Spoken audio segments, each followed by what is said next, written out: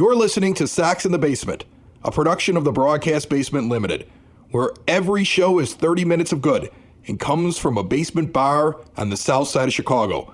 Pull up a stool, pour a cold one, and join us right now for Sox in the Basement. Heard everywhere podcasts can be found, and always at soxinthebasement.com. And welcome into my basement on the south side of Chicago. My name is Chris Lanuti, and you are listening to yet another simulated game as part of a complete simulated season. A simulated White Sox season right here in 2020, brought to you by Sox in the Basement and our proud sponsors, Cork and Carry at the Park at 33rd and Princeton. Visit them on Grubhub or go direct to corkandcarryatthepark.com and check out the amazing menu items. Have yourself gourmet ballpark food, or just some great wraps and sandwiches and award-winning burgers and wings and hot dogs and great apps. I mean, they got everything over there. Make sure you check them out and support a local business as they go through these tough times like we all are going through right now. As you sit back, relax, and strap it down and listen to another White Sox game as the Chicago White Sox sit at 16-9. Through their first 25 games, they are 7 games over 500, and we are headed off to Los Angeles to play the Los Angeles Angels of Anaheim. A 4-game set, and then finally the first day off this team has seen in nearly 3 full weeks. And before we head out, let me tell you a little bit about this offense and the pitching staff now, which is coming around. This is the best case scenario you could ever have imagined for the White Sox coming into 2020. 5th in the major leagues with a .277 batting average. 3rd in the majors in runs scored with 148. 240 hits puts him in 5th place overall in the majors, led by Tim Anderson with 33 base knocks. They are 1st in doubles with 56. TA leads that with 9, Abreu 8, Moncada 7. Home runs, they're tied for 3rd, 4 off the lead in the majors as a team. Edwin Encarnacion and Eloy Jimenez each have 9, while Yasmani Grandal is up to 7 so far. They slug like crazy, a .494 slugging average for the team. And then when you look at the pitching, the team ERA is at 3.27. 3rd in the majors, led by Reynaldo Lopez's 3.34 ERA and Lucas Giolito at 3.77. And they're coming off of 2 double-digit victories over the last 2 days, so they're coming off a 6-1 homestand. Without further ado, we send it out to Anaheim, California.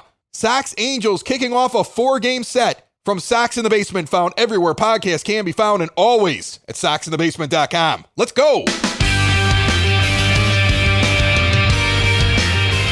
Welcome to Southern California, where it's foggy out today. The White Sox at 16-9 go to Los Angeles to play the Angels at 18-6. They're in first place in the West, the White Sox in second in the AL Central. And 2 very hot teams face off today. The Angels have won 7 of their last 8. The White Sox have won 6 of their last 7. And Matt Andriese comes out for his 4th start of the season for the Angels with an 8.50 earned run average over 18 innings, 21 hits, 6 walks. That's a 1.61 whip. He has struck out 20. And Tim Anderson will lead things off and kick off a 4-game series between the White Sox and the Angels, and the first one misses on the outside corner, 1-0 the count. The Angels sitting at 18-6, first in the AL West as I mentioned. The Astros have a .500 record and everybody else is below that. A little different in the Central. 3 teams with single-digit losses so far in the AL Central. TA's hitting .330. A 2-0 pitch catches the outside corner. 49 degrees here. It doesn't feel like California. Overcast. There's wind swirling. Looks to be blowing in from right field across the field. Not what you expected in SoCal. High 4-seam fastball. The count goes 2-2. We're going to get a lot of finals out here because, of course, we start later than everybody else. So this one goes down the third base line. Hooking foul. 2-2 the count remains. Minnesota already beat Seattle 4-1. That's a final. Outside pitch checked up, 3-2 the count. Anderson came across the plate, trying to hold that bat from going across. He was successful, and the next one goes high, and he walks. So the first batter is on against Andriese. 8 pitches, gets TA on, the leadoff hitter.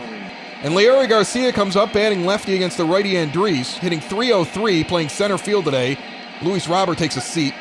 He's been sitting down a lot lately, trying to work out some things behind the scenes. Couple of rookies on this team. It's really interesting as that one goes for a ball, 1-0.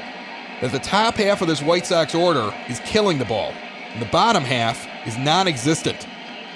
And Madrigal and Robert are part of that problem, although Robert's stealing a lot of bases, and Madrigal just got here, and both are playing very good defense. And you can put up with that from rookies when you have everybody else hitting, and they're playing good D. 2-0 the count now to Garcia. Anderson with a nice lead at first base.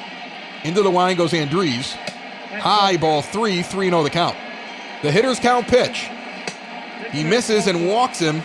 So 4 straight pitches, and Andriese has walked now 2 after he puts on Garcia. I was sitting here wondering, why isn't Tim Anderson going for the stolen base? He already has 9. He's 9 for 10, I think, on the season exactly. But he sat there. He saw something in that at-bat that Andriese is missing the zone. No reason to take a chance right now as he struggles trying to find the strike zone at the beginning of the game. And Abreu steps up, hitting 296, the pitch on the way, with runners at first and second, an inside changeup taken for a strike, 0-1 the count. He's 3 for 7. That's 429 with a home run against Andriese in lifetime stats against him. Next pitch is fouled back and quickly 0-2. I spent some time living in Bakersfield, California, a couple years doing morning radio. As that's a swing and a miss and an outside changeup. And Abreu goes down on 3 pitches for the first strikeout and first out of the inning. Eloy Jimenez comes in batting 4th today. Yohan Moncada got a day off. He deserved one. This is an outside fastball, 1-0 the count. 270 Jimenez is hitting now with 9 home runs and 21 RBI. And we have yet to get through April. Those are some stats. A low curveball misses 2-0. His 9 home runs has him tied for second in the American League with his teammate, Edwin Encarnacion. Anderson leads off of second. Garcia leads off at first. 1 out here in the top of the first inning. The 2-0 pitch swung on and sent off into the stands down the third base line. The next pitch on the way. Swung on and missed on an inside curveball. Jimenez swung over it, so now the count evens at 2-2 with Encarnacion on deck. The pitch. Outside curveball. 3-2 now the count. Yasmani Grandal, who's been red hot the last couple of days, but also has been behind the plate now for 3 or 4 straight games, taking a breather to kick off this series. James McCann is also in the lineup. Madrigal's at second, and Danny Mendick moved over to third as a strike at the knees. Jimenez doesn't agree with it, but it's strike 3, so Andriese walks the first 2, strikes out the next 2. We've got 2 outs and 2 on, and Edwin Encarnacion comes up. He's been on fire lately, and his average is only 268. A low curve taken at the knees, 0-1 the count. So Andriese fighting the strike zone now. Took him 22 pitches to get there. Here's pitch number 23 in the first inning. Low taken for a ball, 1-1 the count.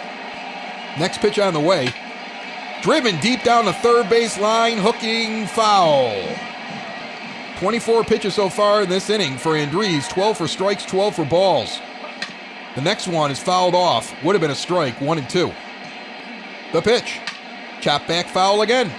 When I lived in Bakersfield, California, I used to run down here for White Sox games all the time. I know this ballpark well. Swung on and missed on a changeup. So Andriese walks the first 2 and then strikes out the next 3. A very interesting inning. Took him a lot of pitches, though. Maybe that'll pay off later on. The Sox strand 2. We go to the bottom of the first, no score. Lucas Giolito, coming off his best start of the season, has 5 starts, is 2-2 with an ERA of 3.77 and over 28 2/3 innings. He's given up 24 hits and 14 walks for a 1.33 whip. That's walks and hits per innings pitched. He's got 22 strikeouts. And the big righty, who I know has been simulating his own ball games as he plays against the other Major League Baseball teams. Every team picked one player to play in a league against each other. Adrielton Simmons comes in, takes an inside high pitch, 1-0 the count. So going around the horn in the outfield, Jimenez is in left, Leury Garcia in center, Nomar Mazara is in right. Third base is Mendick, Anderson's at short, Madrigal's at second, as that's a strike on the outside corner on a 4-seam fastball, 1-1 the count. Abreu's at first, Encarnacion is DHing, and McCann is behind the plate, and Giolito deals another strike to him on a 12-6 curve that catches the zone. 1-2 now to Simmons. The 320 leadoff hitter awaits the next pitch, swings and misses at a slider tailing out of the zone. Giolito sits down the first batter on 4 pitches for his first strikeout of the game. Lucas did not feel like an ace in those first few games. The last time out went 7 complete. No runs crossed, didn't give up very many hits. Looked really good.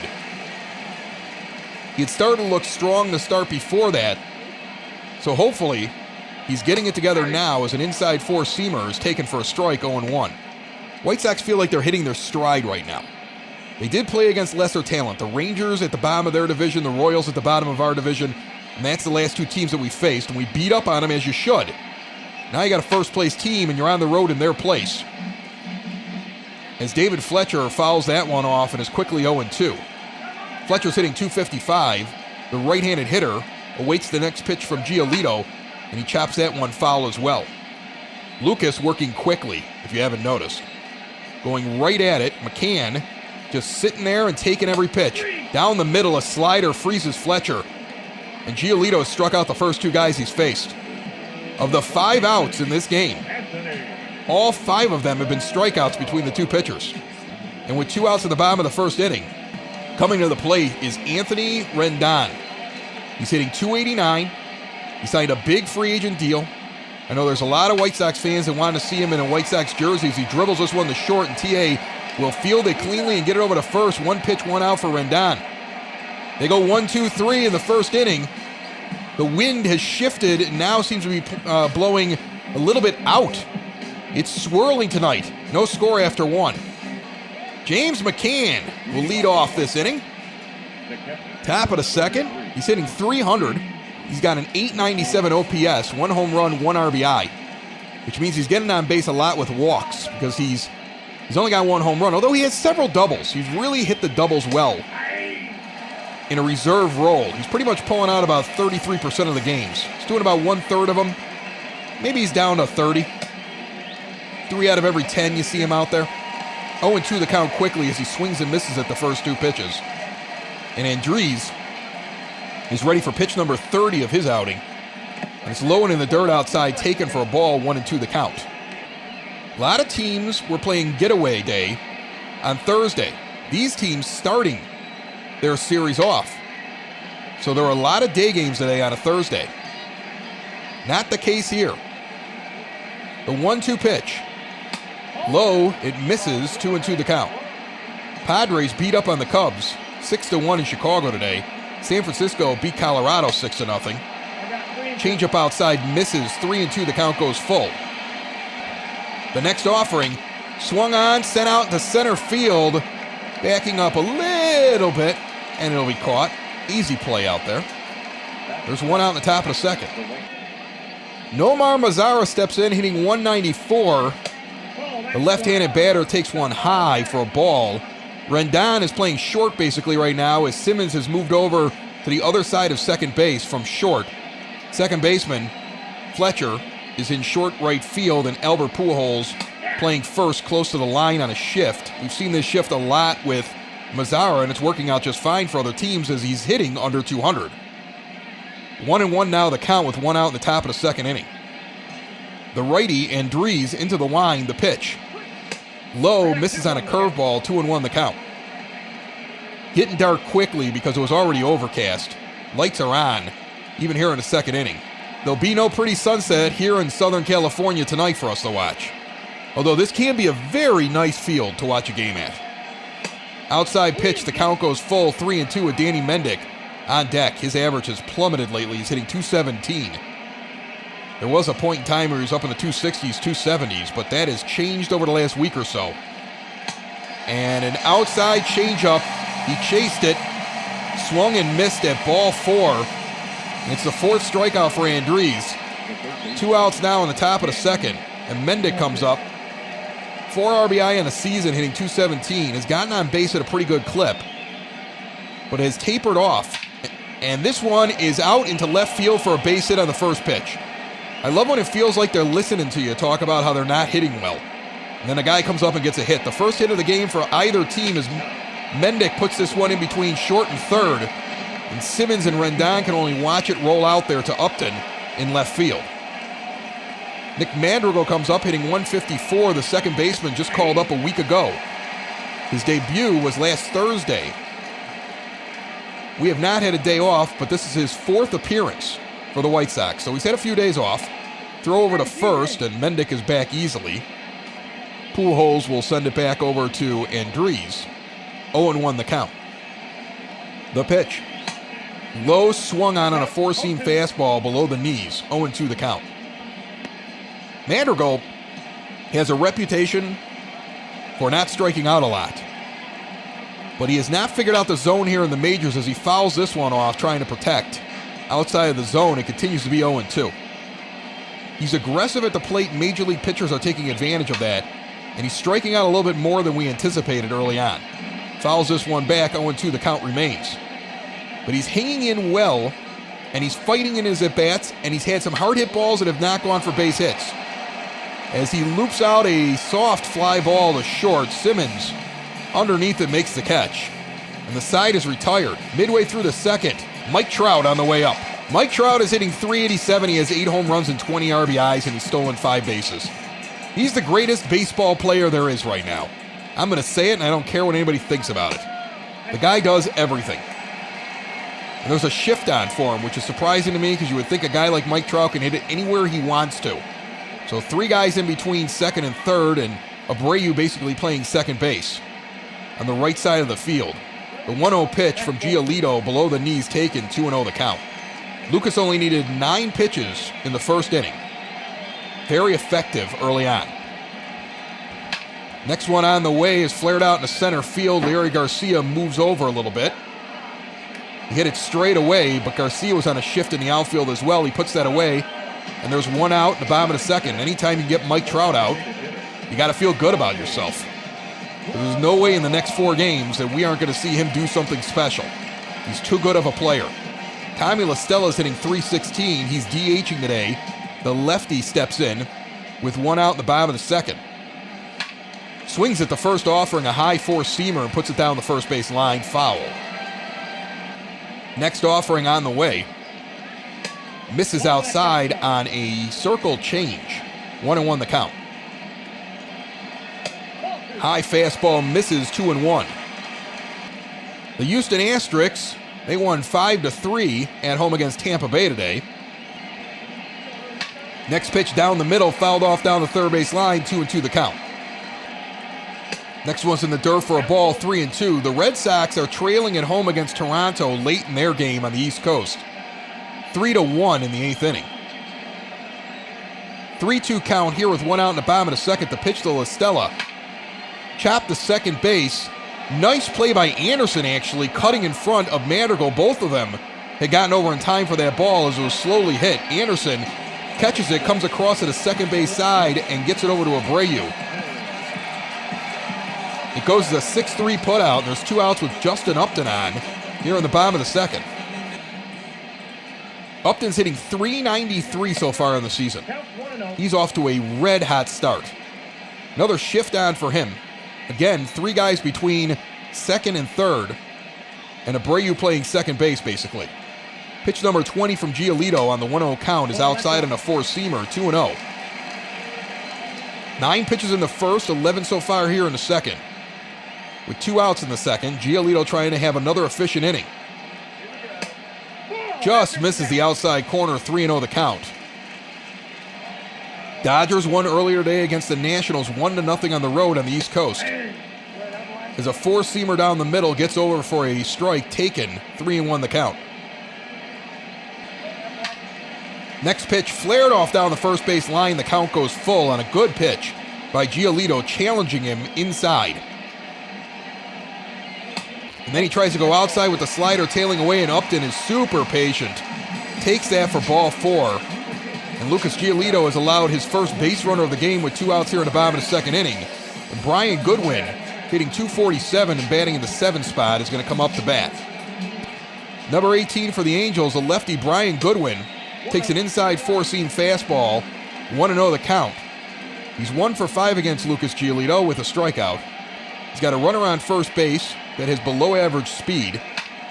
And he cracks this one into center field. Garcia's going to move over a little bit towards left get underneath and make the play easily. The side is retired. The top of the order coming up for the White Sox here in the top of the third inning. Anderson, Garcia, Abreu next. TA walked in the first inning and got stranded. In fact, the first two batters walked in the first inning, and then Matt Andriese goes out and strikes out the next three, right through the heart of the order. TA swinging here on a four-seamer down the middle, sends it sharply down the third base line foul. And the .330 hitting Anderson is 1-1. High four-seamer outside. He offers at it and misses.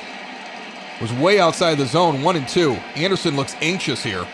Now he swings at a curveball and sends it straight out in the left field, out into the crowd, and it's gone.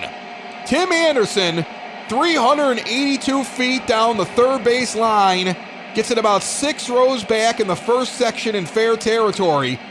He looked like he knew what he wanted. He was very anxious at the plate. He saw something in that first at-bat with Andriese and then standing on the base paths watching him. And it was like he was waiting for a certain pitch. He got fooled on that one that he went outside. This was a curveball that actually curved. It ended up just where his bat was. He puts on the big swing, drops the bat, and watches it go over. And the Sox lead 1-0. 382 feet, got out of here at 105.1 miles per hour. The Sox lead 1-0 in the top of the third with no outs, and Andriese already has 50 pitches and now 51 as he puts a four-seamer by Leury Garcia, who also walked in the first inning. 0-1 the count. 8 days ago, the Chicago White Sox had a rough series that they finished out against the Kansas City Royals. They get the Rangers at home, as that one's called a strike, 0-2 the count. And they win the first three and look really confident. Then Lance Lynn comes in on Sunday. And White Sox batters were hacking. And it was too late before they realized this one gets away from the catcher. Going to be a close play at first and the drop third strike, but they're going to get Garcia by a step as it rolled a ways.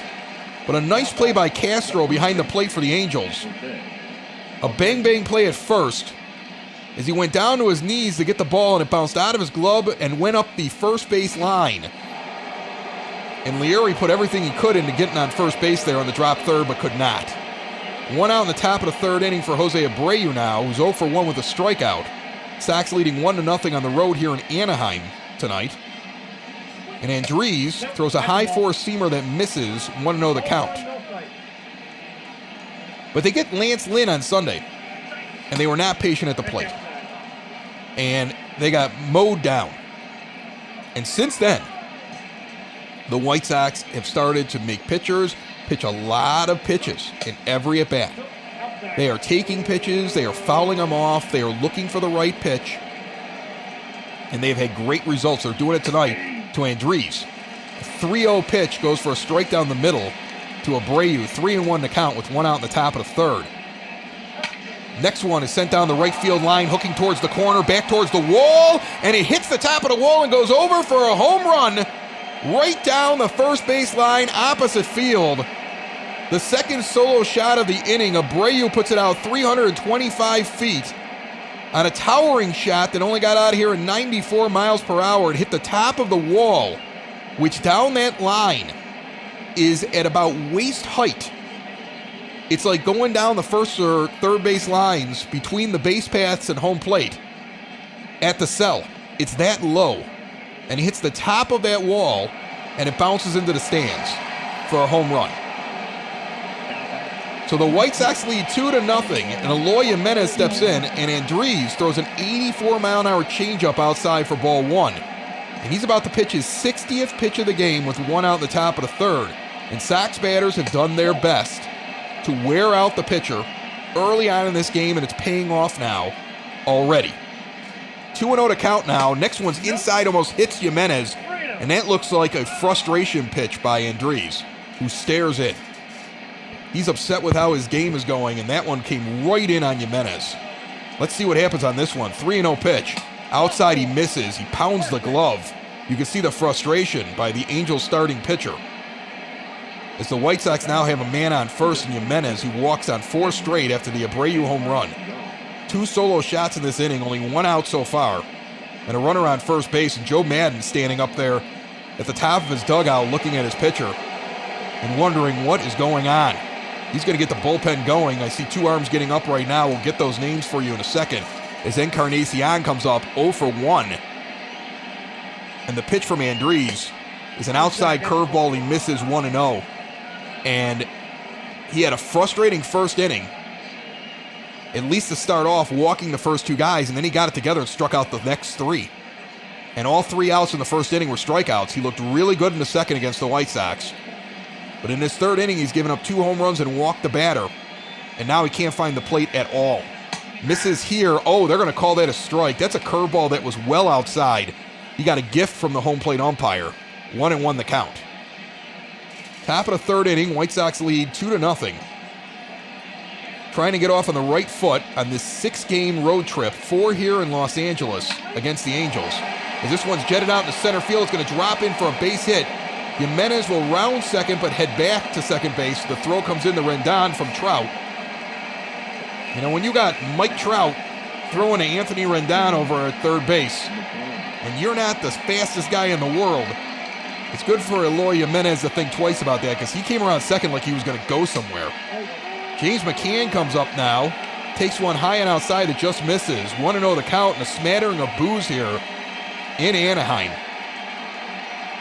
for their starting pitcher. High outside pitch again, 2-0. Maybe the boos are for the umpire, but these look like strikes to me and balls to me. Whatever he's throwing has been pretty much dead on. Umpire's been pretty good. I've only seen 1 or 2 miss. Outside pitch, 4-seamer, tried to frame it. Ump wasn't going for it. 3-0 the count. McCann in the catbird seat with 2 on and 1 out in the top of the third inning. And this offense knows when to pounce. The pitch on the way. He just gets the outside corner. 3-1 the count. McCann was taking all the way. Andriese about to throw his 70th pitch of the game, still in the third inning, as he struggles through his second of 3 innings that he's pitched today. And the Sox already are up 2-0 with 2 on and 1 out here in the third. The pitch swung on and missed by McCann on a changeup. Took a little off, and McCann was way out in front of it as it dipped inside and low. 3-2 the count. Next offering, jam shot to second base. It hits the ground first. So now they're going to double him off. Oh, I'm going to have to explain this one to you when the next inning happens. It hit the ground right in front of Fletcher. He then runs over to second and tags the base. All the runners were holding.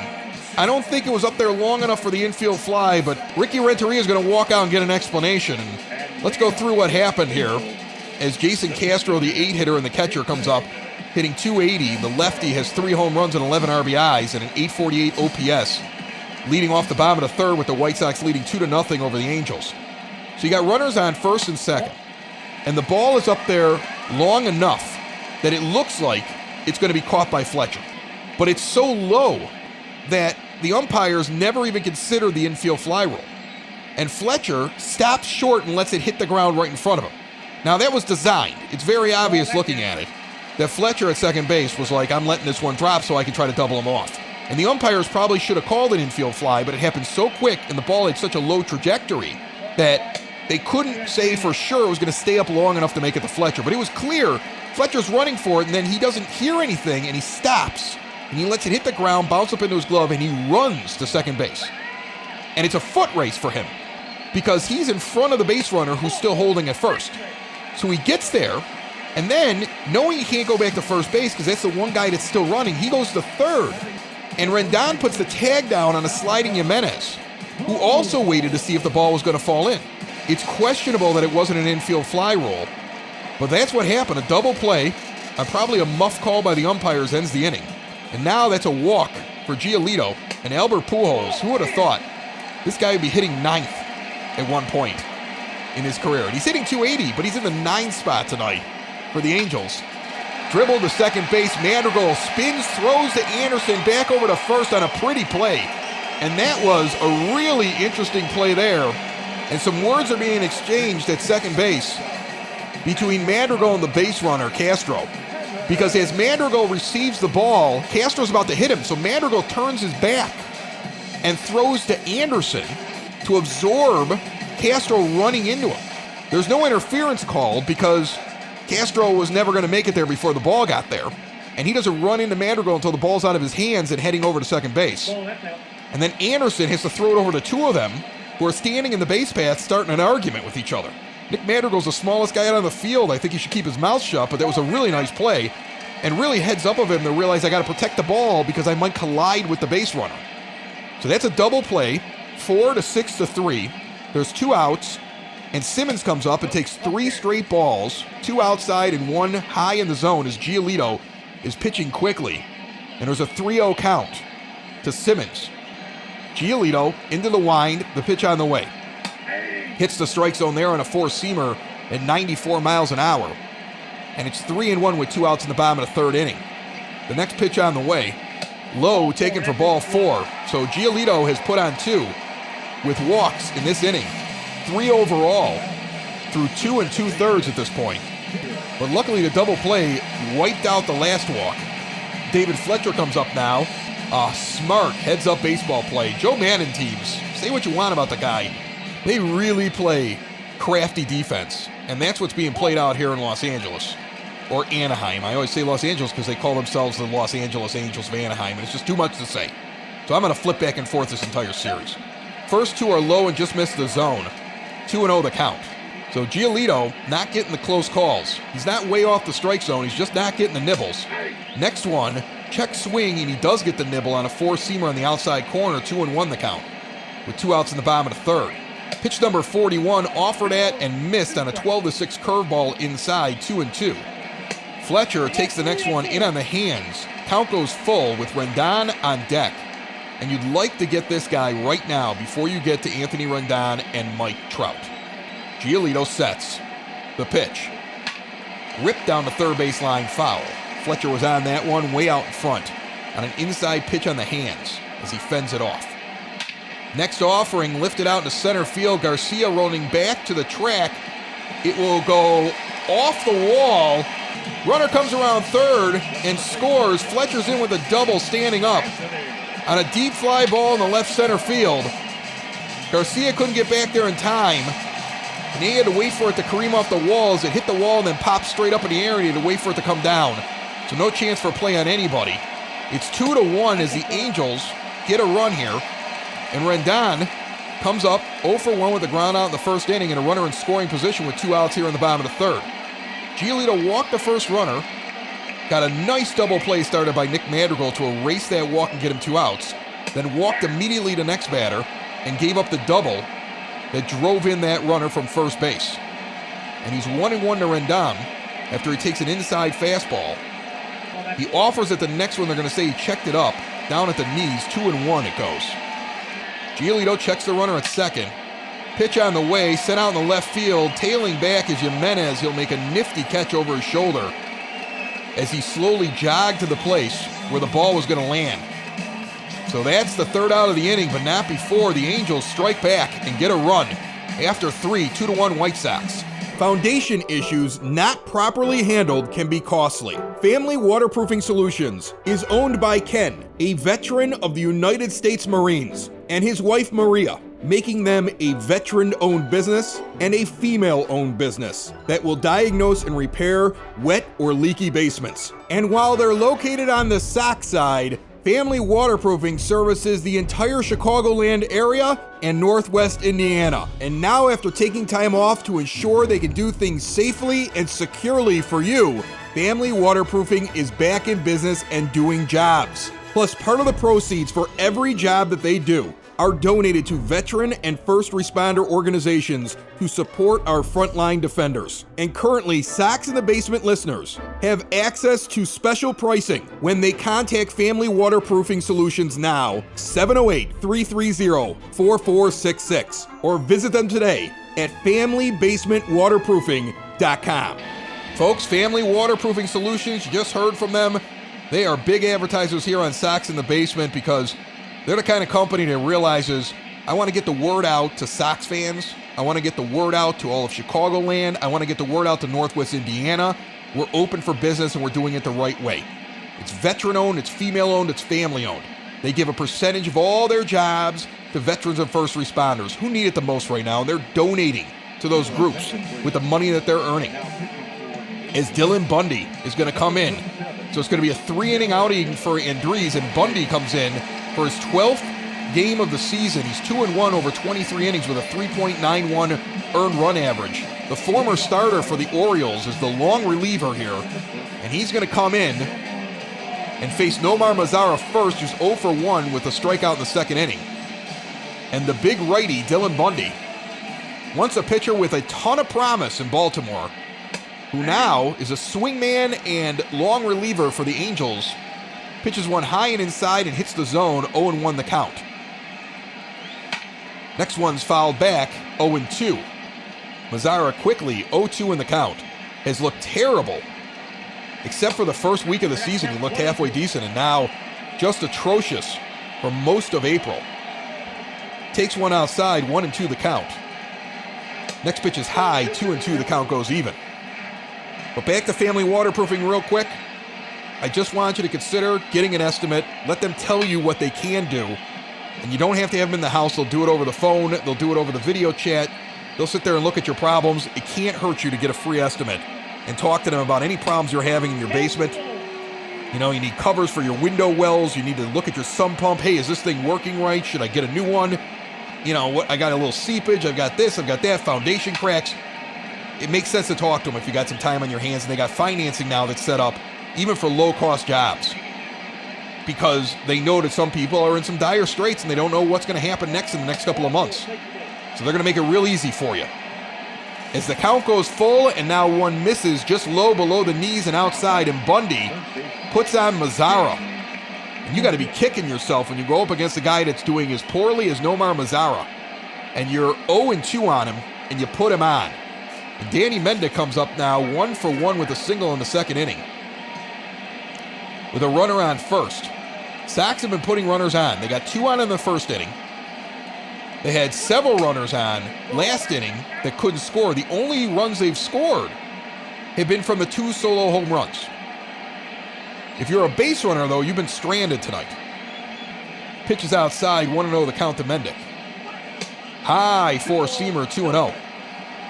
Madden is yelling something at the umpire. That guy loves to yell. You can actually hear him yelling, "Are you kidding me?" That ball is up in the face of Danny Mendick. Where does he think the strike zone is? This one's chopped down the third base line, foul. 2-1 the count now with no outs in the top of the fourth. Look, this umpire is squeezing. He's doing it to Giolito. He did it to Andriese. But what Madden's yelling about right now, Bundy's nowhere near the strike zone. I'm mad about what happened to my previous pitcher, and I'm looking for an excuse to yell at the umpire. A low pitch, ground in the first. Pujols starts the double play over to short to Simmons and back over to Pujols. 3-6-3 double play, 2 outs in the top of the fourth inning. Mendick put it right down the line, down the dirt to first base. A quick sidearm throw by Pujols all the way down to second. And then back over to first, and I'll be honest with you, I know it's a force out at second base, but he was standing right next to first. Me, in my 16-inch softball wisdom, I would have tagged first and told my shortstop, you make a tag on that guy coming in, because he had plenty of time. 2 outs, top of the fourth. Madrigal's up. 0 for 1 in this game, 1 for 4 in his last game. And he's 2-0 in the count as he lays off 2 of them on the inside corner. Close, but no cigar. And the third pitch from Bundy on the way. Chopped down the first baseline, foul.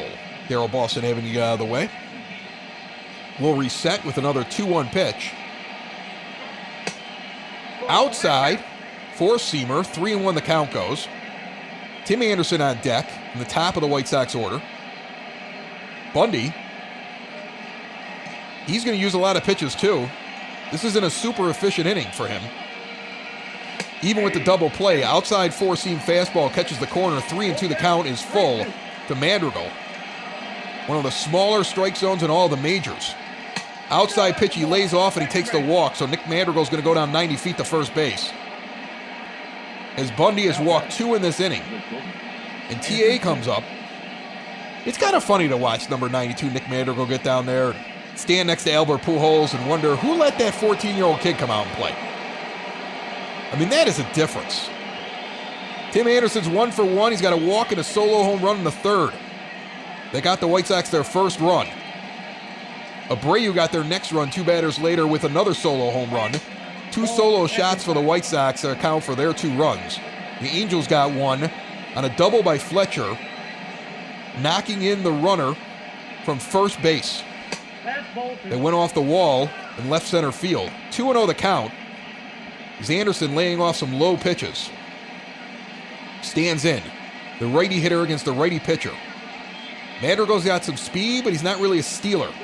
Inside on the shoulder, almost hitting Anderson as he gets out of the way. 3-0 the count with Leury Garcia on deck. Bundy, on 21 pitches so far in his first inning of relief, delivers a fastball down the middle, taken by Anderson. 3-1 the count. Top of the fourth, 2 outs. The runner leads in Madrigal. The pitch on the way. Sent out in the left field. It's going to be a can of corn for Upton. And that's the 3rd out of the inning. Midway through the 4th, the White Sox lead 2-1 in Anaheim for the first of a 4-game set. And the Angels are coming up. Quick shout out to Blue Island Beer Company. I shout them out whenever I'm drinking their beer. I try to give a shout out to whoever I'm having that evening. And this evening, I'm having what is called an Underground Communique Russian Stout, Russian Imperial Stout, from Blue Island Beer Company, otherwise known affectionately as Bibco.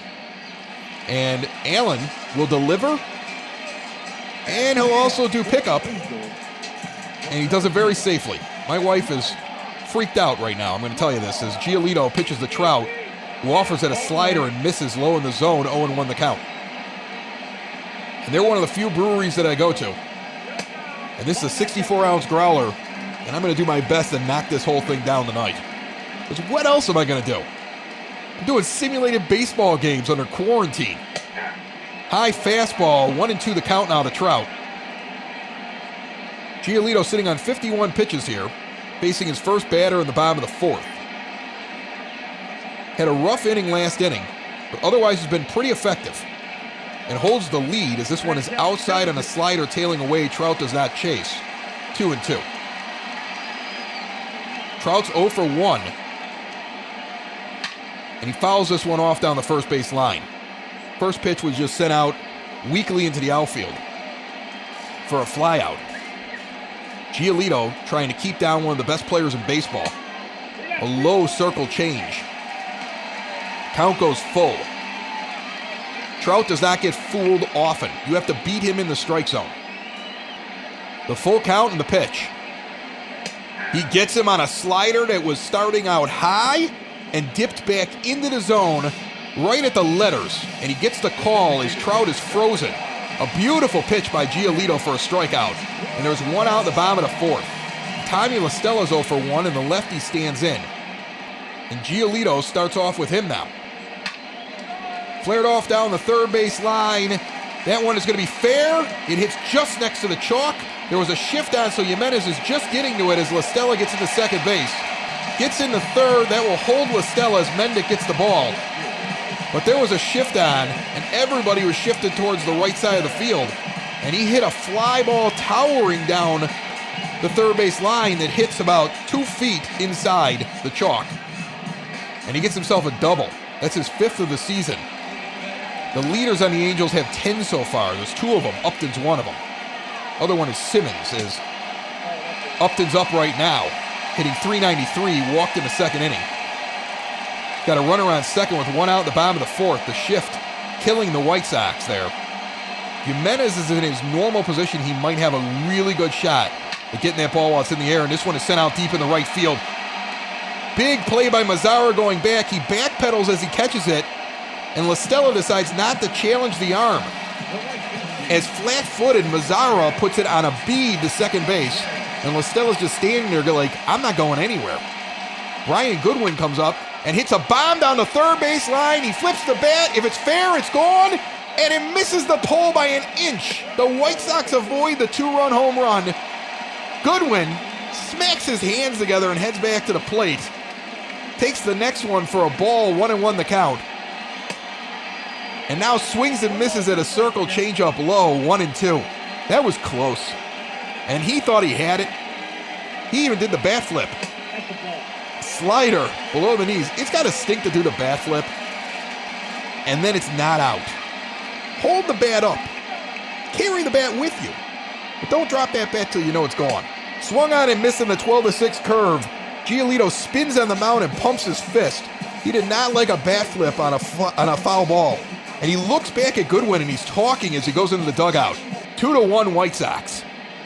And now we go into the top of the fifth. A couple of guys warming up in the bullpen as Dylan Bundy comes out and will face Leury Garcia. We've seen some interesting things so far in this game. We've seen Joe Maddon angry at the umpire. We've seen Madrigal run into Castro at second base and words exchanged. We've seen a bat flip so far on a long foul ball that just misses the foul pole, and Giolito strikes out the guy and talks to him, looking back at him as he comes off the mound. This one's flied out to Upton in left field, who will catch it for the first out. And Jose Abreu comes up 1-for-2 with that solo home run in the third. Sox lead 2-1. So already some fire between these two teams. We've seen Jimenez have one thrown at his head, basically, that he ducked out of the way after Andriese gave up 2 home runs in an inning. And he looked frustrated on the mound. So you leave Chicago, you come out here, you're one of the better teams in baseball, they're in first place in their league, you basically have similar records. And there's fire out here between these two teams. This one's lifted down the third base line, and it hits the pole, and it's gone. Jose Abreu hits his second home run of the game. This one didn't miss the pole, and guess what? He didn't drop his bat until after it hit the pole. Dylan Bundy gives up one 353 feet that hits the foul pole down the third base line. 102 miles per hour, and the crowd goes silent as it leaves the ballpark. Abreu now has one down the first base line that just barely got inside the pole, and one down the third base line that hit the pole. He's playing the lines. So he has the oppo and the pull hit, and he clinks it off the pole as it bounces back onto the field, and the White Sox lead at 3-1. And Jimenez comes up to the plate, and Bundy right away throws a strike at the knees. 0-1 the count with one out in the top of the fifth inning. Abreu seeing the ball very well. He looked really good towards the back half of that Royals series. Well, everybody did. They scored 16 runs in Game 2, and they went double digits again in Game 3. And they just whooped the Royals.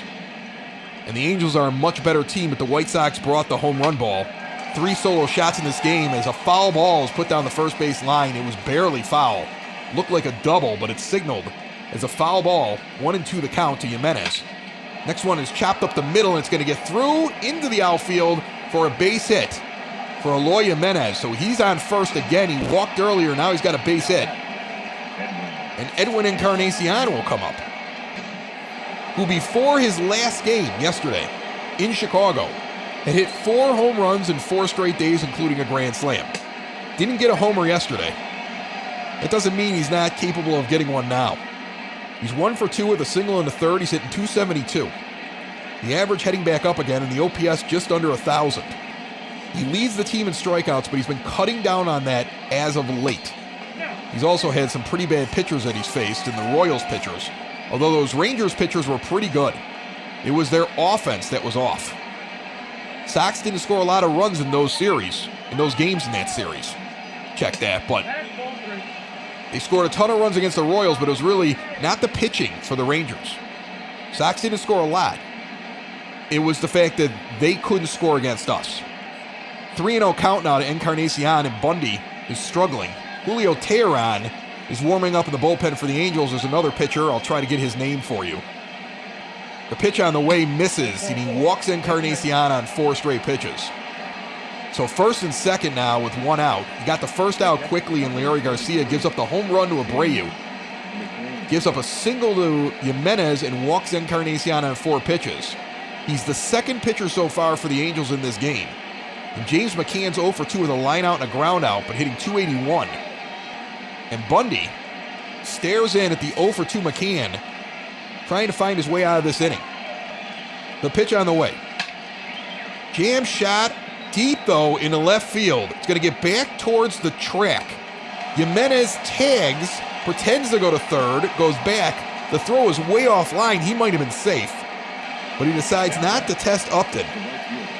There's 2 outs in the top of the 5th for Nomar Mazara, who's 0 for 1 with a walk in this game, hitting under the Mendoza line. He puts his first one foul down the first base line, hitting the umpire's leg, and they're going to check out him real quick. Mazara saw a lot of Angels pitching in his 4 years with the Rangers. You hope that he knows what he's doing up there. But then again, Dylan Bundy wasn't with the Angels. But this series, I'm kind of hoping that we see him in his own element against a team that he's faced a lot and he feels comfortable, because he needs to get comfortable and start doing something here for the White Sox. 1-2 now the count. So he's in the hole, 1-2, 2 on. And that one misses below the knees on a changeup. 2-2, the count goes even. 2 runners are on. Jimenez is on second, and Encarnacion's at first. So Encarnacion's basically station to station. Mazara's just trying to knock in Jimenez. As an inside pitch misses, 3-2, the count goes full with Mendick on deck. White Sox trying to break it open a little bit here against the Los Angeles Angels of Anaheim. Mazara fouls this one back over the screen. Full count. Bundy checks the runner at second, Jimenez, and delivers. Charged out into shallow center field. Trout comes in, makes the play easily, and the inning is over. But not before Jose Abreu hits his second home run of the game. 3 solo shots have given the White Sox a 3-1 lead midway through the 5th here in Southern California. And Lucas Giolito brings 63 pitches into the bottom of the 5th inning and a 3-1 lead. And Jason Castro, who walked in the 3rd and then had that awkward collision with Nick Madrigal as he was doubled off, stands in and takes an inside 4-seamer for ball 1.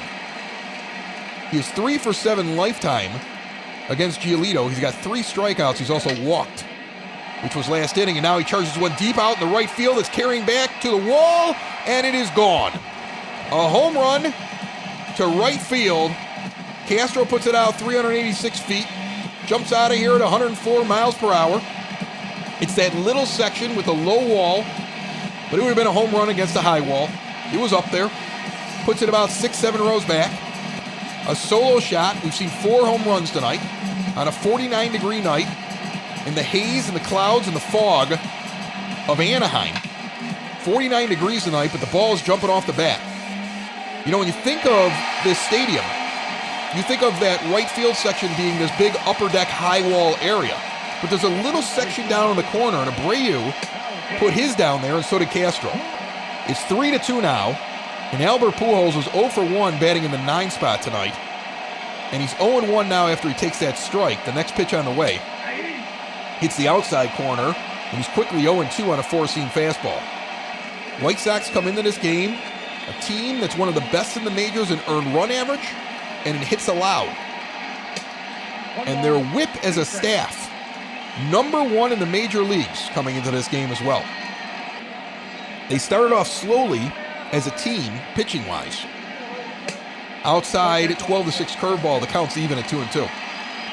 And then really started to get it together. And they've been pretty good lately with their pitching. Like I said, they held down the Rangers like it was nobody's business. And then even though the White Sox went crazy against the Royals, they held them down as well. Great pitching performances over the last week or so by the White Sox pitchers as the starters are starting to really get it going. Giolito still has the lead in this game, 3-2. He's got a 3-2 count on Pujols with no outs in the bottom of the 5th. Swung on and missed on a 4-seamer up above the zone. Pujols chased it and swung underneath, and that's the 5th strikeout for Giolito. And he's got his first out of this inning after giving up a home run to lead it off. Andrelton Simmons, the shortstop, 0 for 1. Stands in the righty, swings and misses at a 4-seamer up and in. 0-1 the count. He walked and scored a run. The first run of the game for the Angels. And now Giolito into the wind in the pitch. Goes for the same spot. He lays off this time. 1-1 the count. Arizona, a final against Atlanta. 2-0. 2-1 the count to Simmons to pitch on the way. High four-seamer, 3-1 the count with David Fletcher on deck. Fletcher hit the double that scored Simmons from first base the last time he was up. And a hitter's count as Giolito into the line in the pitch. Hits the outside corner on a circle change, 3-2 the count. Pirates beat Milwaukee 6-5 for a rare win. The next pitch. Swung on and missed on a four-seamer up above the zone. It was the exact same look he gave Pujols with the exact same result. His sixth strikeout now. So he gives up the home run and strikes out the next two. And Fletcher comes up, who hit one deep into left center field off the wall and drove in a run earlier. He's 1 for 2. Giolito into the line. Just misses the outside corner on a four-seamer.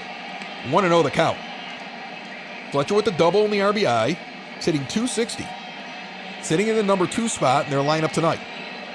The pitch. Chopped down the first baseline, up in the air. Abreu is going to dive for it and miss it. Tries to catch that one in foul territory, but cannot get to it in time. Next one up the middle, underneath Madrigal's glove, and it's a base hit in the center field. Fletcher's on with 2 outs. He's feeling good. When you look at the leaders in hits for the Angels, he sits 4th with 27. Upton and Simmons are up at the top with 33. Trout's got 31. And this guy that's coming up, he's on that list as well. He's sitting 6th overall on the team. He's Anthony Rendon, a guy the White Sox fans wanted in the offseason, but didn't believe the team would go after. And I didn't believe they'd go after him either. I felt like they should have gone after him. The White Sox had another plan, though. There are some people that say by not going after Anthony Rendon, it shows the team is cheap. But I feel like when you look at who they signed, it's hard to make that argument as this one is popped up down the third baseline foul. 0-1 the count. Giolito looks in and pitches. In the dirt. It's going to get away a little bit, but not enough for the runner to advance. 1-1 the count. With 2 outs in the bottom of the 5th. The Sox up by 1 here. There's a runner and Fletcher on first. And Anthony Rendon's up at the plate. Takes a curveball out into deep center field, tailing back towards the wall. He will clear it. A 2-run home run by Anthony Rendon. 420 feet out. And the Angels take the lead 4-3 on Rendon's 3rd home run of the season. And these fans have something to get excited about now. I feel like they've been frustrated. They're on their 2nd pitcher. Their starter only went 3 innings. The White Sox have been hitting the ball all over the place, but like I said earlier, leaving runners stranded all night long. And the only runs have been 3 solo shots. And now, you have the Angels with 2 home runs, but 4 runs scored. And with 2 outs at the bottom of the 5th inning, Lucas Giolito has given up 3 in this inning, sits at 83 pitches, and a really nice start to his outing has gone really bad quickly. Mike Trout comes up now 0 for 2 with a strikeout and a flyout. He gave up a leadoff home run in this inning. Got the next 2 guys on strikeouts. Gave up a base hit and a deep home run to Rendon, where they light off their fireworks in that mountain range they have out in center field. I think they have a volcano out there too, right? Yeah, I remember that. They have a volcano go off. Like, how many volcanoes are there in Southern California? But they got one that goes off out there in center field. They do a light show during their fireworks night out there too. It's cool, but it annoys me when they're winning. The 1-2 pitch to Trout is fouled off down the third base line. So, pitcher's count to Mike Trout, who's 0 for 2.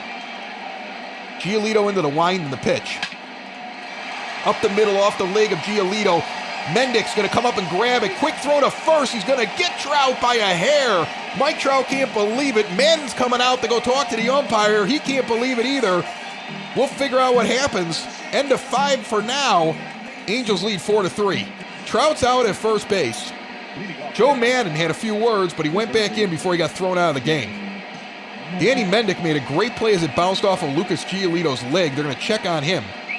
He looked okay coming off of the mound, but we'll see. A bang-bang play. Great play by Mendick, filling in for Moncada. Ball bounced straight to third base. He picked it up barehanded, went straight across, and just barely got Trout, who was burning down the first base line.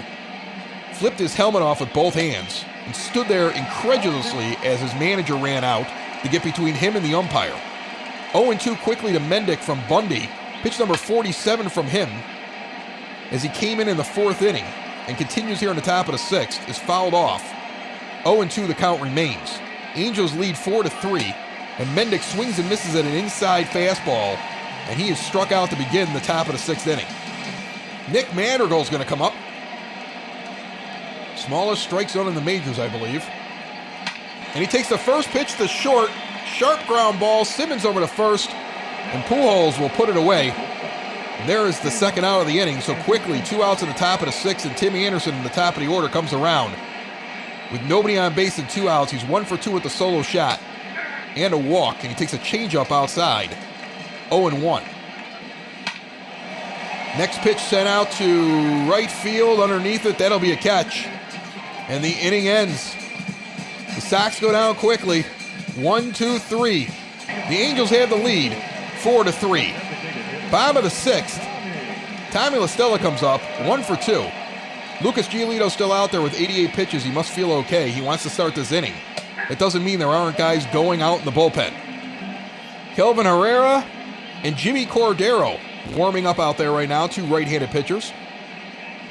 0-1 to La Stella, the pitch. High four-seamer, 1-1 the count. The bullpens here are very interesting. It's like a double-decker bullpen where the home team is further back and the road team's right up against the outfield fence. But they warm up right next to each other. It's really interesting. I would imagine brawls in this league, in this stadium, where the bullpens want to run in, have to be weird as you're all running out the same door, basically, to go join the fight. 3-1 the count to La Stella now. Giolito falls behind the first batter and now walks him on a circle change inside. So it takes 5 pitches and the first runner's on, and Lucas Giolito had been doing so well in this game, and you can see the frustration on his face. I don't know if he's making it through this inning. Renteria is going to give him the opportunity. Sox have been red hot lately. You don't say, hey, I want to give up a game for my pitcher, and they're not giving up a game by leaving him out there. But you also have to watch guys work things out. And if he's saying he wants to stay out there, then you're going to give him at least a few batters in this inning. Justin Upton comes up 0 for 1. Got a couple of walks. And with no outs in the bottom of the sixth and a runner on first, takes the first pitch foul down the first base line. He's 1 for 10 lifetime against Lucas. This one's down the third base line, almost killed his third base coach, who dives out of the way. 0-2 the count. The quick pitch on the way just misses on a slider, 1-2. I don't even know if Upton was ready for that one. That was a quick pitch by Giolito. He's trying everything he can out there. Now he takes his time and looks in for the 1-2 offering. He delivers it. Down the first base line. Got under the glove of Abreu, but it was ruled foul. I think we caught a break there. The next one outside on a four-seam fastball. The count evens at 2. Giolito has thrown 47 balls to 51 strikes and 98 total pitches. After a very effective beginning to his game, it unraveled last inning, and as he gave up the lead, came into the inning winning 3-1, came out of it losing 4-3, giving up 2 home runs in that inning, and now he's got a full count with no outs in the bottom of the sixth and a runner on first base to Justin Upton. The pitch. Sent out into right center field. It's going to get down and go off the wall. Garcia did such a good job getting close to it that the runner did not start until late and holds at second base. He misjudged whether or not Garcia was going to get to the ball. So the runner is only going to advance 1 base, and Justin Upton has a 16-game hitting streak right now. That's incredible. There's no outs in the bottom of the sixth. Brian Goodwin comes up, the lefty, and they're going to go out and talk with Lucas Giolito. See how he's doing. And it looks like after a discussion, that's going to be it for Lucas Giolito. So they wanted to give him an opportunity here in this inning, but Ricky Renteria, after talking with his starting pitcher, has told him, tough luck, kid.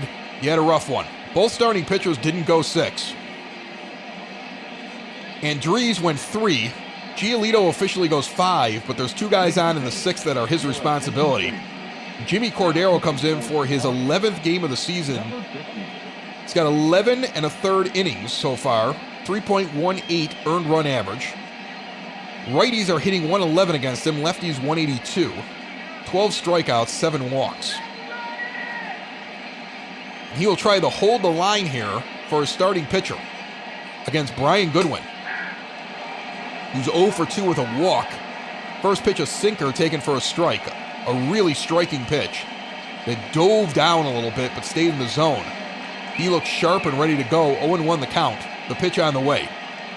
In the dirt, does not get away far enough on a curveball that misses. 1-1 the count. Goodwin leads off. The pitch. I keep saying Goodwin's leading off. Goodwin's at the plate. The runner on second's leading off. The runner on first is leading off. Everybody's leading off. That's a ball. It's 2-1.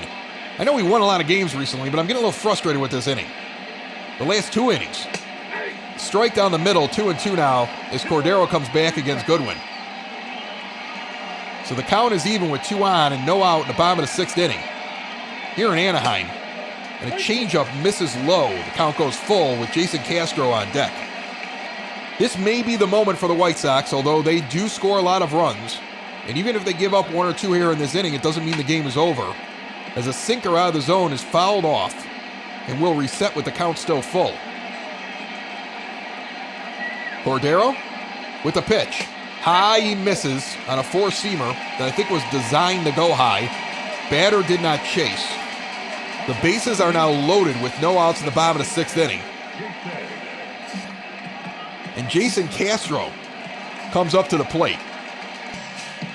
Castro had a solo shot down the first base line. The lefty pulls it down there.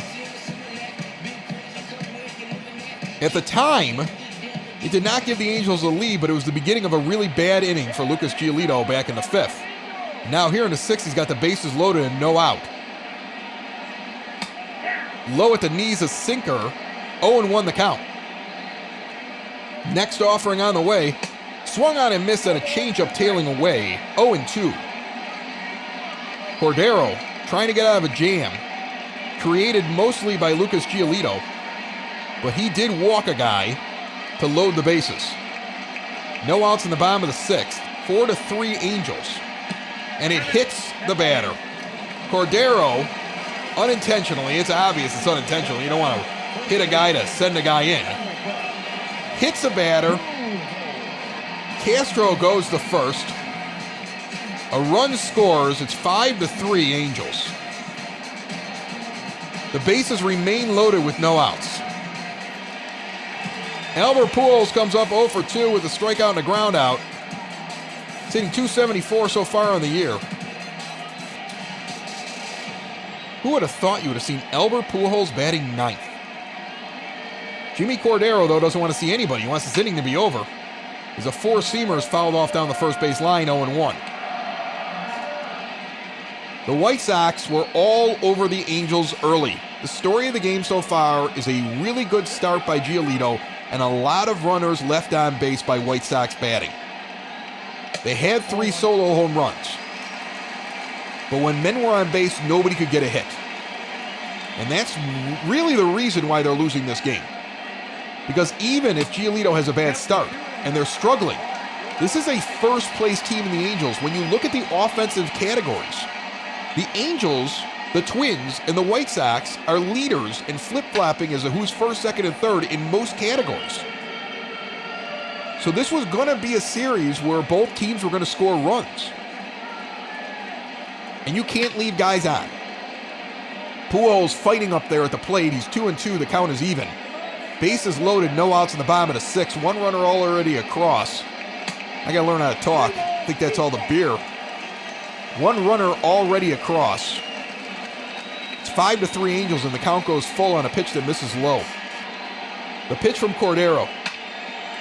Up the middle, base hit underneath Madrigal's glove. 1 run is going to score. 2 runs are going to score. The Angels take a 7-3 lead They have now scored 3 runs in the 5th and 3 runs in the 6th. And there's still 2 on at first and second with no outs in the 6th inning. And even though Giolito put 2 on to start the inning, Jimmy Cordero came in, walked the guy. There was a hit by pitch and a single up the middle. So he has not done well coming in. Simmons comes up. They're going to come out and talk with Cordero now. Not a very good middle of the game for the Chicago White Sox. Meeting is over. Jace Fry's out there and Kelvin Herrera. First pitch, up the middle, base hit. Runner coming around third. There's no real throw in from Garcia. He just does not have the arm to get that guy. It's 8-3 Angels. And if you sat around over the last few games wondering whether or not I have been tampering with the simulation so the White Sox could beat up on teams, you're now listening to what happens when a team beats up on the White Sox.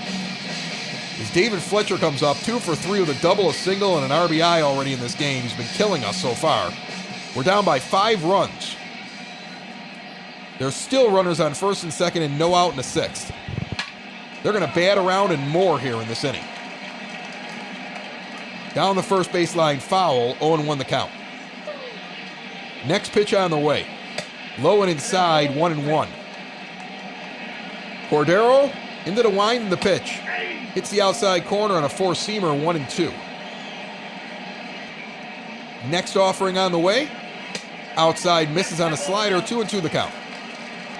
We're about to hit the middle of the order. That's rough. This has all been done with the guys at the bottom. Fly down to right field. It's going to get down in front of Mazara. Runner's going to turn at third. Mazara goes home. He's going to hold off and go back to third. The bases are loaded. Again, no runner scored on that. They're still not out in the 6th inning. A brutal, brutal inning. So far for the White Sox, as Anthony Rendon comes up, he's got a 2-run home run. He's 1 for 3. Hit a 2-run bomb in the 5th inning with 2 outs. As the Angels have almost batted around and lead by 5 here in the bottom of the 6th inning. And Jimmy Cordero is going to come out, and Kelvin Herrera is going to come in. Cordero, that was a brutal outing for him. And not very good. Herrera has been very good as of late. He's got a 1.74 earned run average over 10 1/3 innings. 8 games he's appeared in. 10 strikeouts to 5 walks. He's been effective. He gets a jam. Started by Giolito and really, really created by Jimmy Cordero. You could talk about how he had 2 guys on when he came into the inning. But at this point, the bases are loaded. And he's let 4 runs cross. So Cordero, just brutal, couldn't get an out coming in from the bullpen. And Herrera comes in now. And he is 1-1 quickly to Anthony Rendon. Throwing a fastball down the middle there after Rendon took the first pitch. Next pitch on the way. Outside 4-seamer, 2-1 the count. The Sox are not out of this game if they can get out of this inning. But it's starting to slip away quickly. You're up 3-2. Actually up 3-1 going into the 5th inning. You give up 3 runs, you're down 4-3, fine. Giolito puts 2 guys on in the beginning of the 6th inning, fine. But not only did those 2 guys cross, 2 more have crossed and the bases are loaded. That's not fine. And now you're in a do-or-die situation with a full count to Rendon, Trout on deck, no outs, bottom of the 6th, and the bases still loaded, where if you don't stop the bleeding right now, this game's over. And he walked in a run. So the Chicago White Sox pitching staff has been incredible before they came to Anaheim and just fell apart. The Angels have done some of the damage. The White Sox pitchers have done the other half of the damage to themselves. They just keep walking batters. I think we have 4 walks in this inning and a hit by pitch. And now Mike Trout's up. It's 9-3. The bases remain loaded with 2 outs in the bottom of the 6th inning. And this has driven me to drink quicker. Thank goodness I have this Russian Imperial Stout. underground communique from Blue Island Beer Company. That's at 12.5%, I believe. I'd have to look it up. It's strong. I intend to drink it for the rest of the game. You're getting intoxicated announcer, ladies and gentlemen, as this one's fouled off 1-1 to Mike Trout. Also want to remind you about our proud sponsors, Cork and Kerry at the Park. While you're sitting here thinking to yourself, why am I listening to this? We're losing. As this one's grounded to second, Madrigal comes in, gets it behind the mound, and goes strongly to home for the force out on a great defensive play by Nick Madrigal. He saves a run going directly home. It's a chop over the mound, and before it gets to second base, Madrigal cuts it off and never stops moving, throws it across his body, falling off the third base, and gets the runner on a bang-bang force out at home plate. The next one flared out into right field. Back to the wall, Mazara, he leaps, he misses it, it hits the ground and bounces over the wall for a ground rule double. He is not the defensive genius that Nick Madrigal is. And that was just a butcher job, trying to catch that ball in right field. It is 11-3 now. I just started getting excited about Madrigal. I was like, oh, look at that play. It's amazing. Then a ground rule double because the right fielder can't make a play. Ground ball to Anderson at short. He's just going to throw that one over to first to concede the run. It's 12-3 now. Sox are getting blown out by 9. Ugh, they gave up 3 in the 5th. They've given up 8 in the 6th. The Angels have batted around and more. Brian Goodwin's back up. I remember the first time he was up. That was a long time ago. There's a runner on second, 2 outs now in the 6th. Luis Herrera's gotten 2 outs, although a few runs have scored, but I don't think they were his runs. Lestella's still standing on second base. That's his guy. Changeup outside, swung on and missed. 1-2 now. Herrera checks the runner. The 1-2 pitch on the way. Chop to first base. Nice play by Abreu. He's going to step on first and the inning is over. A disgusting turn of events for the White Sox. The Angels lead with 12 runs on 10 hits over the 3 runs of the Sox after 6.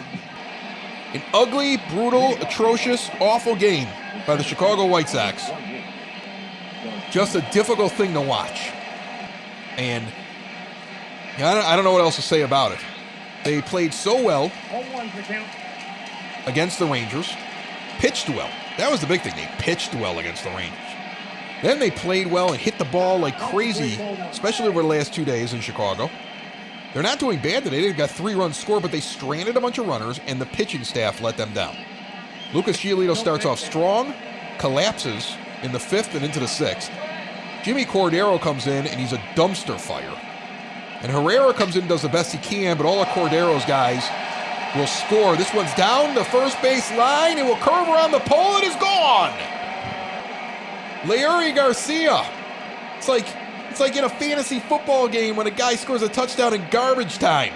It's a 349-foot home run here that wraps around the foul pole down the right field line, and Leury has his 2nd home run of the season, little Leury.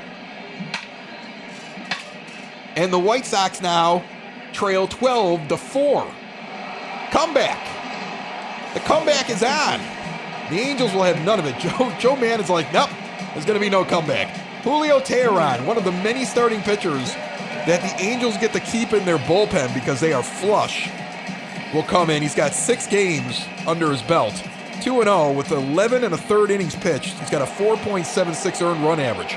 He's a nice pitcher for the back half of your rotation and did very, very well in Atlanta at certain periods of time in his career.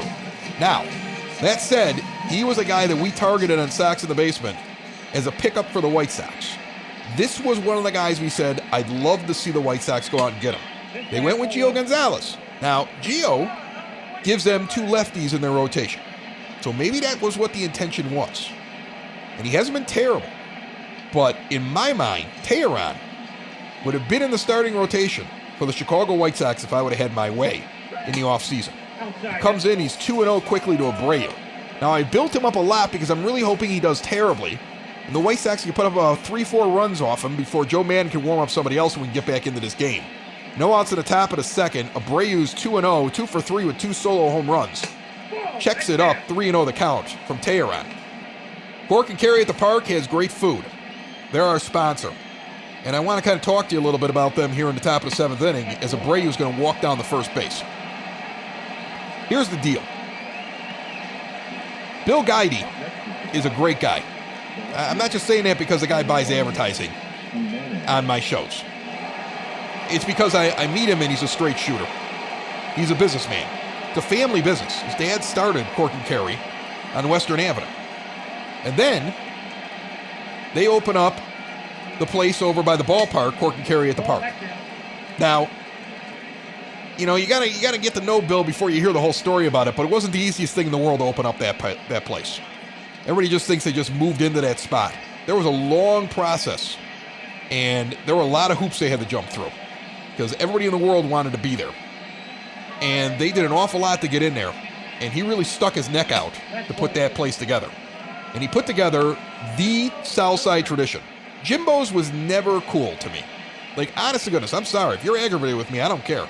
I remember when they showed Jimbo's during the 2005 World Series, and I was like, who goes to Jimbo's? That was flied out to Upton in left field for the first out of the inning. Abreu holds it first. Jimenez is out on a sharp line drive out to left. And Encarnacion comes up to the plate. But I remember when they were showing Jimbo's, I was like, when did this become the White Sox hangout? Like, I always felt like the bars on Western were more of a White Sox hangout. I felt like there were places that were around the ballpark that were more of a White Sox hangout. Now, maybe I'm crazy. Okay, I'm not from that neighborhood. I hung out in there. But it never to me rang as like that's the places the cameras should be at in 05 when they won it in Houston. I would understand it now if the cameras were in Cork and Kerry at the Park. Okay, they are set up more as your place for pre and post game. They have done the best they can to cater to White Sox fans. They're White Sox fans. You know, they love the team. They love the fans. They love having people in there. And look what they did for this little podcaster. You know, Dave and I are just two buddies that sit in our basement bar. As the count is 2-0 to Encarnacion. 12-4 Angels with one out in the top of the 7th. That one's going to get away. Abreu is going to get down to second base on a pass ball. Now they're going to call it a wild pitch by Teheran that gets underneath his catcher, Castro. The funny thing is, Encarnacion swings at it after it's already by the catcher. Brutal. 2-2 to him. Abreu's on second base with one out. But think about this. He's got radio stations that come in there. You know, he's got all these big media people that stop by there. They're the place to be. Swung on and missed inside pitch to Encarnacion. He goes down swinging, 2 outs in the top of the 7th. And last year, I get introduced to him, and he checks out my show. And after he listens to it, he goes, "This is really good. I like this. I'll give you a chance. What if I buy 4 weeks of advertising?" It wasn't that much. "And we do something, and you come here to the ballpark for the last weekend, and we just see how it goes." Now, it's the last weekend. His place gets packed. Kittle's sitting there hanging out on the show. The guys from the 108 show up. But also, he got such a great response. And he's a fan of the show. He becomes a fan of Sox in the Basement. And he was very happy with the hard work we put into that event. So happy that he buys off-season advertising with us. And then signs on as our sponsor. This one's deep back to center field. To the wall and caught at the wall by Mike Trout because he's so good. The White Sox had an opportunity there to get a few more runs. They do not get it. Midway through the 7th, 12-4 Angels. We get to the bottom of the 7th.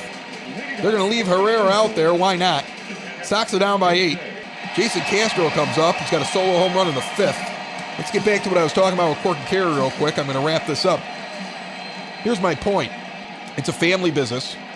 It's father and son. They open up that place because they're Sox fans. And they supported a guy like me and a guy like Dave when they could have very easily just been like, yeah, whatever. And they've been just the most supportive people throughout the entire process of Sox in the Basement getting off the ground. And we have a great relationship with them. And that's why when things started to go bad, I called them up. I said, hey, I get it. You guys are struggling right now. Let's put everything on hold. And they've been so gracious with me. They're like, well, we still want to do whatever we can with you. And I'm just asking you could do me a favor. Put them in your rotation. All right? This isn't a sob story. They got great food. But put them in your rotation. These small businesses need to survive. If they don't, we're in trouble, folks. Honest to goodness, imagine the empty shops in a year. The places they used to be.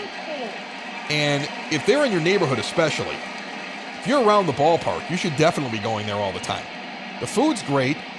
They're good people. I know there's been backlash about Grubhub. I keep seeing this on Facebook. The count is full of Castro. Herrera gets him on an outside changeup, swung and missed. 1 out in the bottom of the 7th. There's been this big outcry about Grubhub. Oh, I don't use places that are using Grubhub because they take money away from the business. Well, guess what? They don't have the staff to be able to do it completely on their own, so they have to use Grubhub. So don't penalize them because they have to use Grubhub. Okay? Don't give them a hard time on that. Okay? Because sitting there and saying, well, I'm not going to use a place that uses Grubhub because of what Grubhub does to the business, that doesn't help the business. So I would hope that you are checking out their menu at corkandcarryatthepark.com. I hope that you're using the Grubhub app and that you're making them part of your rotation. I hope you're using it while you're listening to the game because I think their food reminds me a little bit of the ballpark. The good part, the gourmet food. You know, we got a great ballpark. It gives great food. It's better than the stuff over in Los Angeles, at Dodger Stadium, and in Anaheim here with the Angels. I've been to both many times. Their hot dogs in Dodger Stadium are terrible. People always talk about Dodger dogs. They suck. I've had the food in Anaheim. It doesn't come close. We're lucky. We're Chicagoans. We know how to eat. Changeup, foul back. Pujols is up 1 for 3. He's 2-2 right now in the count. 1 out in the bottom of the 7th. Herrera continues to pitch for the Sox. High pitch misses, 3-2. So, my point is, make them part of your thing. Make them part of the experience with Sox on 35th covering these games that we're doing, where they're doing the box score and they're doing the recap and everything like that. You listen to the game on Sox in the Basement, you do the recap with Sox on 35th, you eat yourself some cork and carry at the park, and some of these breweries and wineries that I'm bringing up during the show, like Blue Island Beer Company, where I'm drinking tonight, you get yourself some beer from them. You know, they're also in the ballpark. You can find some of their beers in the ballpark. They're in the Craft Cave. Get yourself an authentic experience and support those that you want to have around when this is all over, because this will end one day. And we will get back to normal, whatever that is. But it won't feel very normal if some of these great places have gone away. And I want to support them. Look, they haven't indicated to me they're in any kind of trouble, but you know what? I know that every business is struggling right now. Okay? And they're all trying to do the best they can for everybody around them while still trying to survive. Pops it out to Abreu. That's the 3rd out of the inning. After 7, the White Sox trail 12-4. Top of the 8th inning, Danny Mendick is going to lead it off 1 for 3 with a single in the 2nd inning. The pitch to Mendick from Teheran, who remains in the game. If you think about what Joe Maddon was able to do today, he takes Matt Andriese. He pitches 3 innings. He goes out and he gets Dylan Bundy, another starting pitcher. He goes for about 3 innings. Then he brings in Teheran for the end of the game. He had 3 starting pitchers come in and pitch against the White Sox today. The Sox still get 4 runs against guys that are starter quality, as that one's popped up the Pujols for the 1st out. And his offense takes their time and finally explodes on the White Sox in the 5th and mainly the 6th inning. And it's 12-4. This Angels team is really good. They're not only good in real life, but they're really good in this simulation. Because in this simulation, for some reason, MLB The Show is letting Shohei Ohtani pitch. And I don't think he would pitch in 2020. But they're letting him pitch, and he's ready to go. So they're able to bump all these other pitchers back into the bullpen, and they are amazing. This is the team in this simulation. I will put them as one of the top 3 teams with a chance to win the World Series. And the Angels are the cream of the crop. I believe in this simulation they beat the Astros and they win their division. And when you look at the talent around the field, it's possible it happens in real life too. Maybe not as convincingly, because they've got a few little glitches here with this simulation where they have pitchers that they wouldn't have, but they're so deep. I really believe they're going to be a good team whenever baseball comes back. Anderson with 2 outs now, takes 2 outside, and it's a 2-0 count. Madrigal made the last out. The inside pitch coming here as he sets up, and it's sent out in the right field. It's going to get down for a base hit, so TA is not done. Puts that out in the right field for a base hit. Leury Garcia comes up 1 for 3 with a home run with 2 outs in the top of the 8th inning. First one taken inside on a changeup, 0-1 the count. So every Wednesday, we'll sit around on Sox in the Basement. Dave and I will get together and we'll do a podcast in addition to all these simulated games, which we've been doing since opening day. And I've seen a few people try to jump on the bandwagon and start their simulations later than us, and that's fine. But I don't think anybody else is doing a broadcast, and I appreciate all of you checking us out. Because we're trying to make it as entertaining as possible. And I wish I had like somebody else. Like I keep telling myself, like, I have to be more like Vin Scully because I don't have somebody else to talk to. This one's taken out deep into center field. Underneath it at the track is Trout. The second one he's put away at the wall today. The Sox trying to come back but cannot. Midway through the eighth, they still trail by 8. Evan Marshall will come out now to pitch the 8th inning. His 9th appearance, he's 1-0. He's got 11 1/3 innings pitched. His ERA is 2.38. Right-handers are hitting 143 against him. Lefties are hitting 192. 12 strikeouts to 8 walks. The reliever comes in a mop-up situation on the wrong side of the mop-up as David Fletcher has had a game tonight. He's a very interesting fantasy baseball player. I had him on my team last year because he could play everywhere. And he puts up really good offensive numbers. You can basically have him as a backup, and when a guy's not doing well or he's injured, David Fletcher steps in and you don't miss a beat. Lines this one out to Anderson, 1 out. And Rendon comes up, 1 for 3, with a big 2-run home run that took the lead. At the time, it was 3-2. The White Sox were leading in the 5th with 2 outs. And Giolito gives up the big home run to Rendon. And that basically shook him and ended his day. He stuck around for the beginning of the 6th inning, but that was it. And then Cordero came in and threw gasoline on a fire. He flies out to center field, so quickly 2 outs in the bottom of the 8th. The Angels are like, our job here is done. Let's finish this. The White Sox getting a taste of their own medicine. Double-digit runs the last 2 nights against the Royals. They come here to Anaheim. After playing yesterday in Chicago, they take the long flight out. They start off doing well, and then the Angels jump all over them and lead this game 12-4, but Mike Trout's 0 for 4 and is quickly 0-2 in the count as he swings and misses on the first 2 offerings from Marshall. The pitch, low, misses, 1-2 the count. But we try to make these simulations fun. I hope you're enjoying them. I'm sorry about the blowouts lately. I really enjoy the ones that are close. I don't know who listens through the whole thing, although I did talk to somebody the other day who said, I just put you on the background, I went and did something, I came back, and we were up by like 7 runs. So, I guess it still works as background noise when there's a blowout. Fly out deep to left, Jimenez is underneath it, he'll put it away. And that's going to end the inning. After 8, the Sox need 8, and they've only got 3 outs to give. Jose Abreu comes up. He did all he could today. He's 2 for 3 with 2 solo home runs. He's hitting .307 with 7 dingers on the season and 18 RBI. He's also got a dirty jersey advancing from first to second on a wild pitch. It didn't get that far away. There was a play at second, but he was in there safely. He's been hustling this entire game, even while the Sox have been down. That's what a leader does. Sends a line drive down the third base line, snagged out of the air by Rendon. Abreu shakes his head, slaps his helmet, and chalks it up to it's just on our night. And Jimenez steps up 1 for 3 with a single in the 5th inning, batting in the 4th spot tonight. Teheran remains out there and throws a 4-seamer down the middle that's fouled off. 0-1 the count. Next pitch on the way. Fouled off as well. 0-2. 1 out already in the top of the 9th. The White Sox trail by 8. A rough first game here against the Angels in Anaheim as the Sox are on their first long road trip of the season.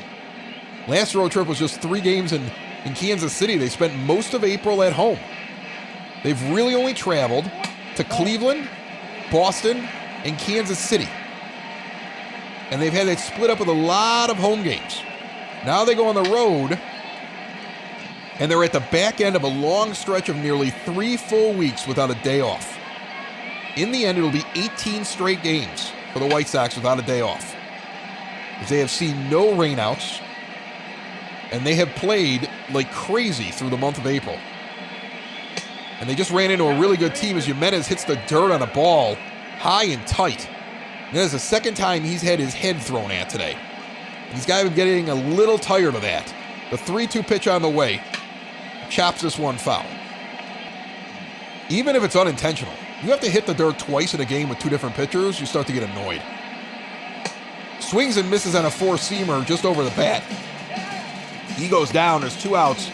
Sox are down to their last bullet and down by 8 runs. Edwin Encarnacion comes to the plate, 1 for 3 with a single in the 3rd inning.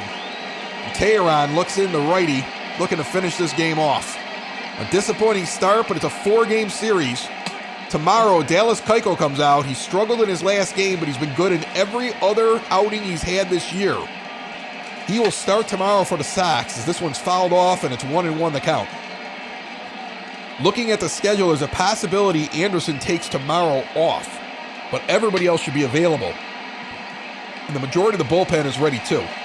Rounded out to Simmons, over to first to Pujols. 6-3 putout ends the game. And the White Sox dropped their first of this 6-game road trip in Anaheim, 12-4 to the Angels. They held down Mike Trout, but everybody else just beat him up. And the story of the game was Lucas Giolito looking really good and then giving up some bad home runs that gave up the lead. And after that was over, he had a hard time finding the plate. He got a little frustrated out there. And when Jimmy Cordero came in with a chance to bail him out, he threw gasoline on the fire. And before you knew it, this game was over early. Sox have won a lot of games in the last couple of weeks. You can't win them all. 12-4 is the final. Bundy came in relief in the 4th inning. Gets the win for the Angels. He's 3-1. Giolito drops to 2-3. And Teheran gets a 3-inning save. Anthony Rendon's the player of the game. He was 1 for 4 with that home run and 3 RBIs. He really got things going for the Angels. Everything else after that was like icing on the cake. Although Tommy La Stella was difficult, and so was David Fletcher for the Angels. They were all over us today. Jose Abreu 2 for 4 with 2 home runs. Both of them solo shots. Anderson had a solo shot as well. He finished 2 for 4 with a walk. Larry Garcia 1 for 4 with a solo shot as well. And James McCann was 1 for 4. It was a night of solo home runs for the White Sox and a lot of stranded base runners. They'll come back at it tomorrow behind Dallas Keuchel. There's nothing else to say about this game, so let's pour ourselves a drink and forget about it. My name is Chris Lanuti. My thanks to Family Waterproofing Solutions. Check them out. Seriously, we all have something going on in our basement. Even if you're unsure, it doesn't hurt to put them on video feed and let them talk to you about it. And don't forget about Cork and Carry at the Park Support, our proud sponsors. You can listen to each and every simulated ball game of White Sox baseball in the 2020 season right here on Sox in the Basement, the podcast for fans, by fans, and found everywhere podcasts can be found, and always at soxinthebasement.com. Bye-bye, everybody. Sox in the Basement. Sox in the Basement. Sox in the Basement. Sox in the Basement. Heard everywhere podcasts can be found, and always on soxinthebasement.com.